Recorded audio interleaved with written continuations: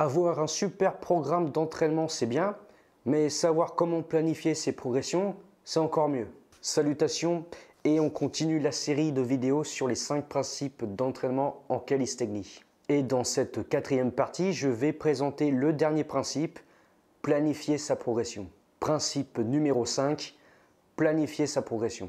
Voilà le 5e principe du programme calisthénie de Form-Athletes qui a beaucoup de mal à être respecté. Déjà, le fait de développer la force avec quelques exercices au poids du corps, ça paraît un peu ésotérique, quand la monopolisation du fitness donne l'image de mecs bodybuildés à pousser et tirer sur des machines et des poids libres. Alors quand vient la planification de sa progression, là on perd beaucoup de monde. Maintenant, on sait que les mecs avec les veines gonflées en salle de gym qui s'entraînent n'importe comment ont de fortes probabilités d'avoir recours à de l'assistance médicale. Dis donc, ça cocotte ton truc. Mais ce n'est pas fait pour sentir bon. Ça fait pour devenir bon.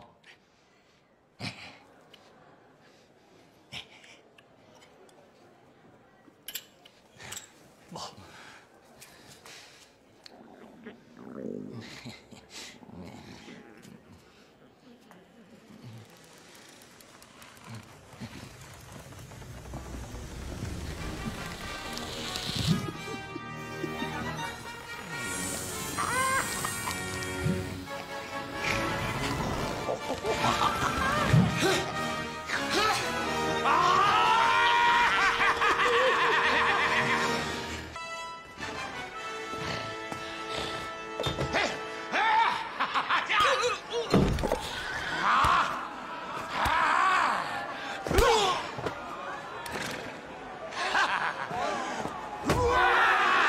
Heureusement qu'il y a des types comme Rudy Koya par exemple qui popularisent d'une certaine manière ce type d'entraînement dans la planification de sa progression. Même s'il reste sur de la musculation classique, le principe de planification des progressions et de la charge de travail est grosso modo la même avec le calisthénie.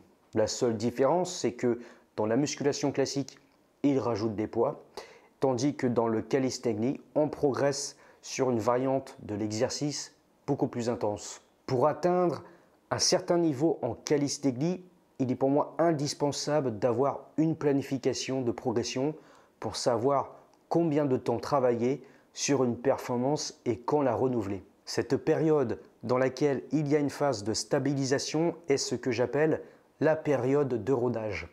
Tu peux sûrement en faire plus, mais tu te réserves pour laisser le temps au système nerveux et aux tendons de s'adapter à l'intensité.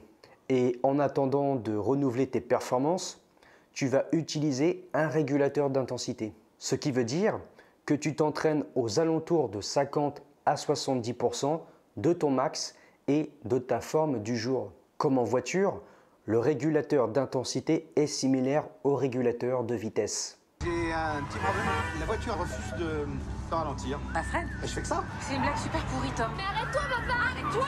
On arrête de me dire d'arrêter. Le régulateur de vitesse est bloqué. Le fait de contrôler ta vitesse, tu as moins de risques de faire des excès de vitesse et d'avoir des accidents. Le régulateur d'intensité, pour ton entraînement, c'est pareil.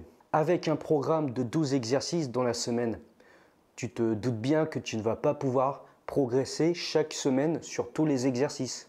Parce que la méthode de progresser toujours un peu plus à chaque séance d'entraînement va t'infliger un stress psychologique et physique qui sera au final contre-productif. Voilà pourquoi, si tu veux progresser sur ces 12 exercices en même temps, sans que ça n'en devienne une angoisse, planifie tes progressions. Et dans l'idéal, c'est de planifier au rythme du temps nécessaire à la récupération des tendons et des fascias.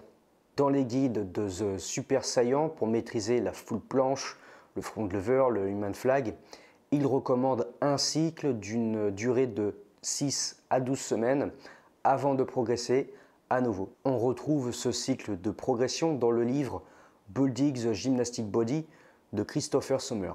Et si chaque semaine tu renouvelles ta progression sur un seul exercice en travaillant avec les 12 exercices en calisthénie, cela te fait une planification sur 12 semaines. Alors certes, ça peut paraître long et il y a d'autres façons d'organiser sa planification. Personnellement, Je planifie mes progressions sur 3 mois, pour te dire. Dans 3 mois. 3 mois. 3 mois. Et cela ne m'a pas empêché de maîtriser le Human Flag avec une seule séance par semaine pour seulement 2 séries de travail. C'est vrai que si tu veux te voir progresser rapidement sur un exercice en particulier, ce genre de planification peut être long.